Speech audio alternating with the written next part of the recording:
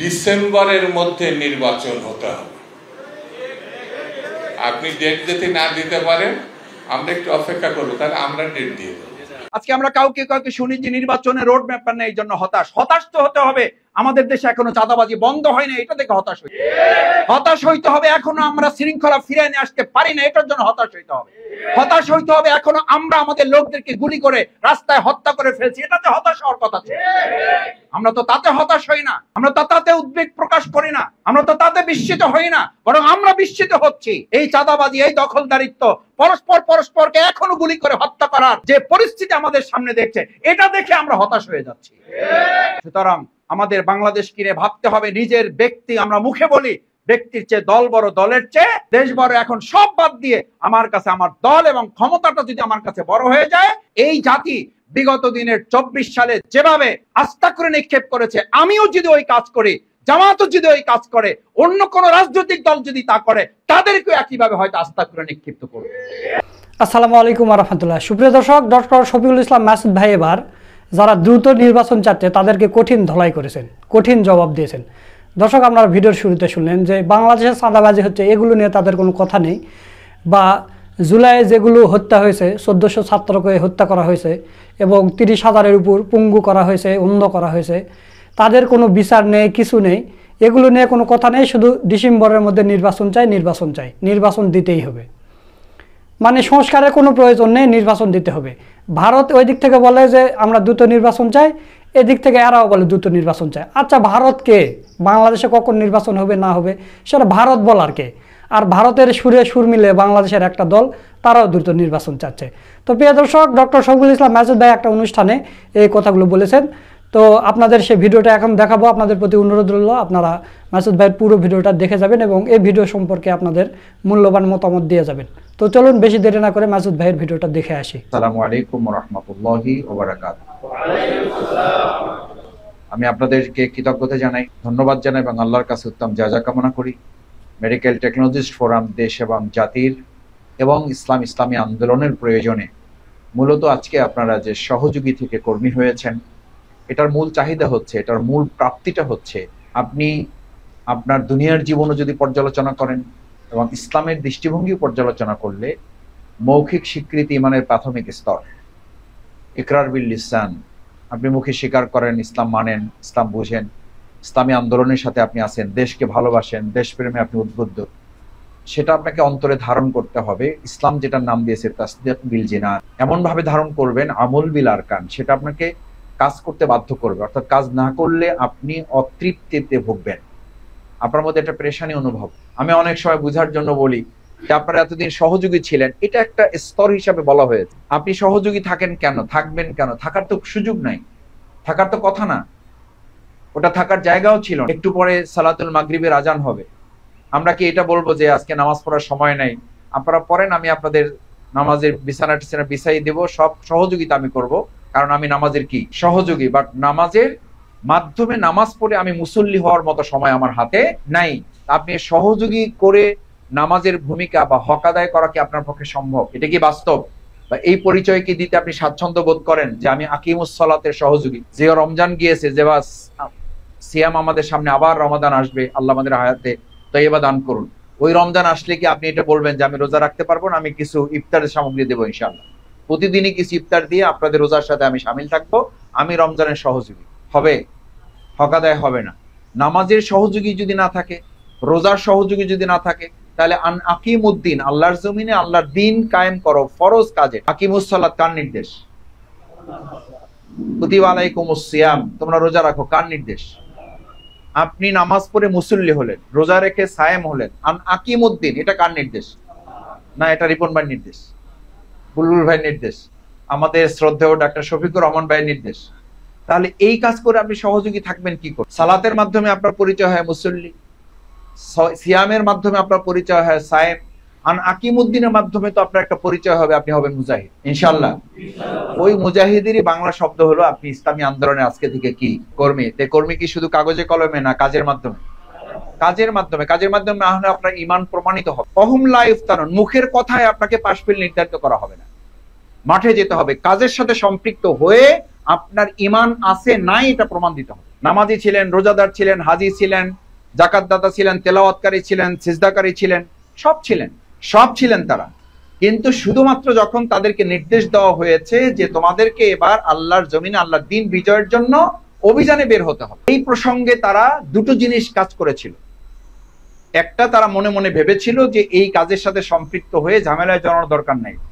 তারা তখন বলেছিল যে আমরা এই সমস্ত ঝামেলার মধ্যে নিজেদেরকে জড়াতে চাই না। আল্লাহ সুবহানাহু ওয়া তাআলা তাদেরকে বলেন, আলা ফিল ফিতনাতি সাকাতু, তোমরা এই কাজে নিজেদেরকে কেন এটা মনে করো? এটা তো ঝামেলার কাজ না, এটা তোমাদের জন্য ফরজ কাজ। বরং এটা মনে করার কারণে তোমাদেরকে এখন ঝামেলার মধ্যে ফেলে দিলাম, এই সংকটের কারণে তোমাদেরকে ঝামেলার মধ্যে ফেলে দিলাম। এটাই মূলত তোমাদের সংকট, সম্মানিত ভাইয়েরা।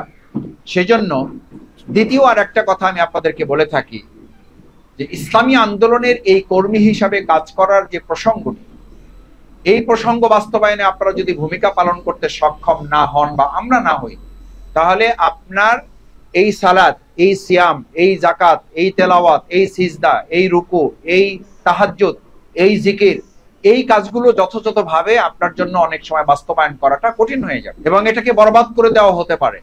রাসূল করিম সাল্লাল্লাহু আলাইহি ওয়াসাল্লামকে যখন দ্বীনের এই কাজের অভিযানে বের হতে বলা হয়েছিল, তখন কোন জায়গা থেকে বলা হয়েছিল যে আমরা এই কাজ থেকে একটু নিজেদেরকে রুখসত চাই, একটু ছুটি চাই।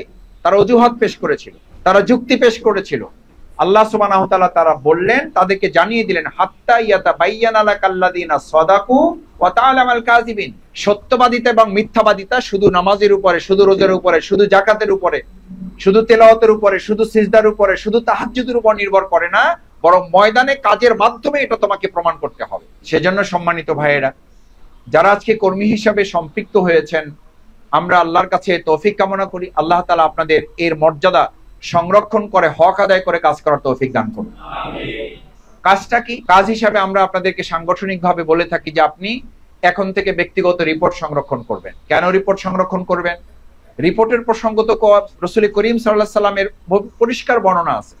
ক্বালা রাসূলুল্লাহ সাল্লাল্লাহু আলাইহি ওয়াসাল্লাম, হাসিবু ক্বাবলা আন তুহাসাবু। তোমাদেরকে চূড়ান্ত হিসাব দিতে হবে, তার আগে নিজেরা নিজেদেরকে হিসাবের কাছে দাঁড় করো। রিপোর্ট তো আপনার সাংগঠনিক কাজ না শুধু, এটা প্রিয় নবী মুহাম্মদ রাসূলুল্লাহ সাল্লাল্লাহু আলাইহি ওয়াসাল্লাম পরকালের প্রস্তুতির এটা একটা রিহার্সাল পর্ব। সুতরাং আপনি রিপোর্ট রাখবেন, এই কাজটা শুধু সাংগঠনিক কাজ না, এটাকে নিজের আগামী দিনের নাজাতের একটা উসিলা হিসেবে এটাকে আপনি ধারণ করবেন। দাওয়াতি কাজ করবেন, এটা কি জামাতের কাজ না, এটা আপনি ইমানের কাজ। এটা কি রিপন ভাইয়ের কাজ না, এটা আপনার নিজের দায়িত্ব। এটা কি সুন্নাত নাকি নফল নাকি ফরজ, এটা আল্লাহর প্রদত্ত দায়িত্ব। উদু ইলা সাবিলি রাব্বিকা বিল হিকমা। যে পরিস্থিতি থাকেন, হিকমা শব্দ আগে এই জন্য ব্যবহার করা হয়েছে, যে কোনো পরিস্থিতিতে থাকেন, ভালো থাকুক, মন্দ থাকুক, সহজ থাকুক, কঠিন থাকুক, পক্ষে থাকুক, বিপক্ষে থাকুক, প্রতিকূল থাকুক, অনুকূল থাকুক, ইতিবাচক থাকুক, নেতিবাচক থাকুক, যে অবস্থায় থাকেন সেই অবস্থায় হিকমা শব্দ প্রথমে এই জন্য ব্যবহার করা হয়েছে যে আপনার জন্য মঞ্চ রেডি করা থাকলেই বক্তৃতা করবেন। মাওয়াইজাতুল হাসানা এই জন্য শুরুতে ব্যবহার করা হয়নি। উদু ইলা সাবিলি রাব্বিকা বিল হিকমা, আগে কৌশল শব্দ এই কারণে যোগ করা হয়েছে, পরিস্থিতি যাই থাকুক, যত ব্যস্ত থাকেন আপনি। এখন আমরা বলি যে ভাই আমি একটা চাকরি করি, আমি একটা ব্যবসা করি, তাহলে তো ইসলামী আন্দোলন অথবা দাওয়াতি কাজের জন্য একটা বেকার শ্রেণী তৈরি করতে হবে। কি শ্রেণী? বেকার শ্রেণী। তাদের কোনো কি থাকবে না, কাজ থাকবে না। তো এরকম একটা শ্রেণী আল্লাহর কাছে ছিল না। এই বেকার শ্রেণী কারা? ফেরেশতা। তাদের কাজ নাই, খাওয়া নাই, ঘুম নাই, গোসল নাই, কোনো কিছু নাই, তাদের প্রকৃতির কোনো প্রয়োজন নাই তাদের।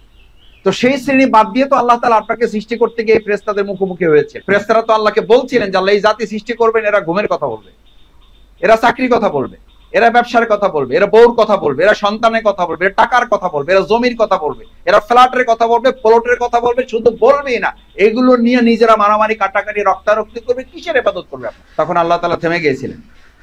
থেমে যান, আপনাকে তো এই এক্সামের মধ্যে রেখেছে। এটা তো আপনার একটা পরীক্ষার অংশ যে আপনি বড় চাকরি করেন, আপনি বড় ইবাদত করবেন, আপনি বড় চাকরি করবেন, আপনি বড় দায়ী হিসাবে দাওয়াতের ভূমিকা পালন করবেন। সেই জন্য তো ভূমিকা পালন করার জন্য মুসা আলাইহিস সালামকে নির্দেশ দেওয়া হলো, ইজহাব ইলা না রিকশাওয়ালা।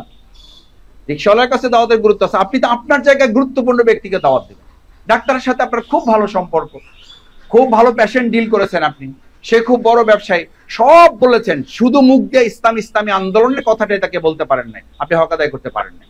আপনাকে খুব যখন ভালোবেসেছে, এই ভালোবাসার আমানতের নিয়ামতটাই হচ্ছে আপনাকে তো ভালোবেসেছে এই জন্য যে আপনি আল্লাহর হক আদায় করেন। এবার বান্দার হক হচ্ছে আপনি তাকে এটা বলবেন যে ভাই আমার যে ভালোটুকু আপনি দেখেছেন, এই ভালোটুকুর মূল কথা হচ্ছে আমি একটা ইসলাম বা ইসলামী আন্দোলনের সংগঠনের সাথে সম্পৃক্ত থেকে আপনার সাথে ভালো ব্যবহার করাটা শিখেছি। সেই সংগঠনের নাম হলো বাংলাদেশ জামাত ইসলামী।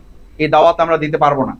বাংলাদেশ জামাত ইসলামী চাইলে 2024 সালে 5ই আগস্টের পর 7, 8, 9 আগস্ট যেদিন আমাদের সাথে যমুনায় অথবা প্রধান উপদেষ্টাদের সাথে আমাদের নেতৃবৃন্দের কথা হয়েছে, সেদিনই আমরা দাবি তুলে আজহার ভাইয়ের মুক্তির জন্য আমরা রাস্তায় নামতে পারতাম। আমরা রাস্তায় নামিনি, আমরা আল্লাহর উপরে ভরসা করেছি এবং আইনগত প্রক্রিয়া আমরা তার মুক্তির জন্য অপেক্ষা করি।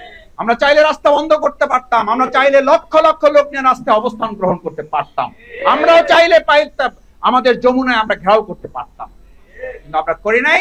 আমরা জানি যে আল্লাহ সুবহানাহু ওয়া তাআলা আমাদের যে নিয়ামতের মধ্যে রেখেছেন, আল্লাহর উপরে ভরসা এবং আইনগত প্রক্রিয়ার মাধ্যমে দুনিয়ার কারো অনুনয়, দুনিয়ার কারো মানে দয়া বা দাক্ষিণ্যতা নিয়ে আমরা আমাদের ভাইদেরকে আমরা মুক্ত করব না। আমরা মুক্ত করব আল্লাহর দয়া আর প্রচলিত আইনের মাধ্যমে আমরা তাকে মুক্ত করেছি। আলহামদুলিল্লাহ, আল্লাহ যেন বাকিটা সহজ করেছে। সেজন্য আপনাকেও এটা মাথায় রাখতে হবে যে আল্লাহ সুবহানাহু ওয়া তাআলা যখন আপনাকে ভালোবাসবেন তখন আপনাকে কেউ পিছিয়ে রাখতে পারবে না। ইনশাআল্লাহ আমরা আশা করি বাংলাদেশ জামাত ইসলামের বাকি আরো যে সমস্ত বিষয়গুলো আছে, জামাত ইসলামের সম্মানিত আমির ডাক্তার শফিকুর রহমান উনি আমাদের মাঝে মধ্যেই বলতেন যে দেশের স্বাধীনতা, সার্বভৌমত্ব এই স্থিতিশীলতা যদি বজায় থাকে তাহলে আমাদের সবকিছু ঠিক থাকবে, আর এই স্থিতিশীলতা যদি বজায় না থাকে তাহলে আমরা আমাদের এই সবকিছু পাওয়ার পরেও কোনো কিছুই আমরা অর্থবহ করতে পারবো না। আজকে আমরা কাউকে শুনি যে নির্বাচনে রোড ম্যাপ নেই, এই জন্য হতাশ তো হতে হবে। আমাদের দেশে এখনো চাঁদাবাজি বন্ধ হয় না, এটা দেখে হতাশ হইতে হবে।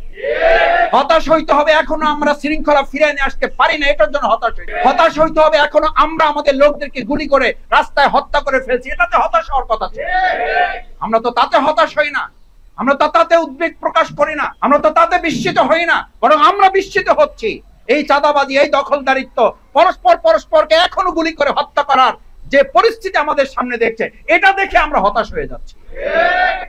সুতরাং আমাদের বাংলাদেশ কিনে ভাবতে হবে নিজের ব্যক্তি, আমরা মুখে বলি ব্যক্তির চেয়ে দল বড়, দলের চেয়ে দেশ বড়। এখন সব বাদ দিয়ে আমার কাছে আমার দল এবং ক্ষমতাটা যদি আমার কাছে বড় হয়ে যায়, এই জাতি বিগত দিনের 24 সালে যেভাবে আস্থা করে নিক্ষেপ করেছে, আমিও যদি ওই কাজ করি, জামাতও যদি ওই কাজ করে, অন্য কোন রাজনৈতিক দল যদি তা করে, তাদেরকেও একইভাবে হয়তো আস্থা করে নিক্ষিপ্ত করবে। আমাদের দেশকে ধারণ করতে হবে, ইসলামী আন্দোলনকে ধারণ করতে হবে। দেশের এই স্বাধীনতা, সার্বভৌমত্বে যেন আবার নতুন করে কোন আধিপত্যবাদের কবলে এটা না চলে যায়, সেজন্য আমাদেরকে কাজ করতে হবে। সেই প্রত্যাশা ব্যক্ত করে যারা কর্মী হয়েছেন ইসলামের জন্য, আল্লাহর দ্বীন বিজয়ের জন্য, দেশের স্বাধীনতা সার্বভৌমত্বের জন্য যে অঙ্গনে আছেন, সেই অঙ্গনে যেন মানবিকতার এক নৈতিক দায়বদ্ধতা নিয়ে কাজ করে আপনারা নিজেদেরকে একটা রোল মডেল হিসাবে করতে পারেন। আমাদের অনেক রোগীরা আমার এলাকা থেকে আসে, বলে যে মাসুদ ভাই অমুক হসপিটালে পাঠান, অমুক ভাইয়ের কাছে পাঠান। আমি বললাম কেন? বলে যে ভাই ওখানে গেলে দাওয়াও পাওয়া যায়, দয়াও পাওয়া যায়। এই যে তাদের সেন্টিমেন্ট, এই সেন্টিমেন্টটা কি আমরা ধরে রাখতে পারবো? ইনশাআল্লাহ। সেই সেন্টিমেন্ট ধরে রাখতে পারলে আমি বিশ্বাস করি আপনারা শুধু এমটিএফ এ বিজয় অর্জন করবেন না, আপনাদের এই সেবা, আপনাদের এই নৈতিকতা, মানবিকতা বোধের জায়গা থেকে একটা মানবিক বাংলাদেশ আমরা বিনির্মাণ করতে পারবো ইনশাআল্লাহ। সেই মানবিক বাংলাদেশ বিনির্মাণে যারা মানবিক স্বাস্থ্য বিনির্মাণে কাজ করছেন, তারা মানবিক একটা বাংলাদেশ বিনির্মাণে কাজ করবেন, সেই প্রত্যাশা ব্যক্ত করে সবাইকে ধন্যবাদ জানিয়ে আমার কথা শেষ করছি। আসসালামু আলাইকুম ওয়া রাহমাতুল্লাহি ওয়া বারাকাতুহু। দর্শক, আপনারা মাসুদ ভাইয়ের পুরো ভিডিওটা দেখলেন, তো মাসুদ ভাইয়ের কথাগুলো আপনাদের কাছে কেমন লেগেছে তা অবশ্যই কমেন্ট করে জানিয়ে দেবেন। ভিডিওটা ভালো লাগলে শেয়ার করবেন। সকলকে ধন্যবাদ। আসসালামু আলাইকুম ওয়া রাহমাতুল্লাহ।